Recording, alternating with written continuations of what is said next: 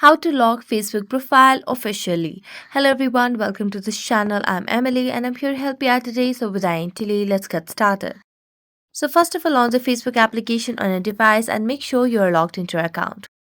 Then tap on your profile at the top right corner of the screen and then select on your profile. Now, what you need to remember is that you need to have a personal account over here. You cannot log your Facebook profile if you have a professional account. So make sure you have a personal account over here. And as you have a personal account, tap on the three dotted lines beside edit profile. You'll be able to see different options available over here. So simply tap on this lock profile option. As you do that, you'll make your photos and posts more private in one step. So just tap on lock your profile. As you tap on lock your profile, it will take a few seconds and here you'll be able to see that you have locked your profile.